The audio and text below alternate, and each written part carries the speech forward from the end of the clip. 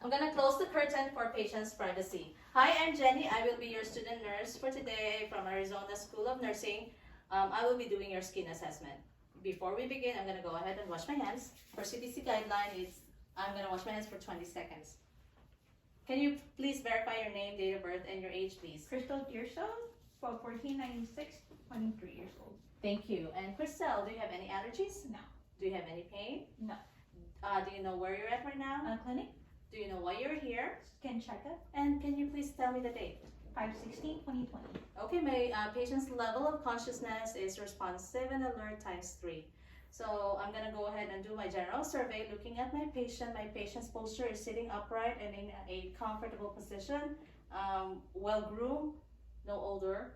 So indicating that my patient has a good hygiene. So Crystal, can you please stand up for me and I'm gonna check your height and weight. Yep. I'm gonna use a tape measure to measure my patient's height. My patient's height is 5'1", and then Crystal, and a patient's weight is 110. And then you can go ahead and sit down. Thank you. I'm gonna go ahead and measure my patient's vital signs, starting with the patient's body temperature using a thermometer. Okay, patient's temperature is 97.5 temporal. The next thing I will check is the patient's oxygen level using the pulse oximeter. And at the same time, I'm gonna check my patient's pulse and respiration for 30 seconds. Okay, patient's oxygen level is 98, respiration of 20, and pulse of 98. And the last thing I will check is the patient's blood pressure using the sphygmomanometer and a stethoscope.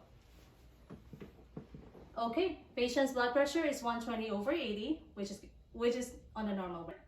Okay, Crystal, we're gonna proceed with the skin assessment, and during this assessment, I will be touching you more. Would that be okay? Yeah, no problem. Okay, and we're gonna begin with your head. So there's no signs of infestation, there's no lesions, there's no bumps, and hair is evenly distributed. Okay, face, there's no signs of jaundice. I'm using a pen light to check for signs of jaundice. No signs of jaundice, pallor, and cyanosis. And I'm gonna go ahead and check for the temperature. Skin temperature of the patient. Okay, my patient's skin temperature is evenly warm and dry, and at the same time I'm gonna palpate. Okay, no signs of bumps, no lesions, no rashes. Okay, the next thing is I'm gonna check for hydration. I'm gonna go lift a little skin on your neck for skin turgor. Okay, skin turgor is good since it goes back to its place quickly, so my patient is well hydrated.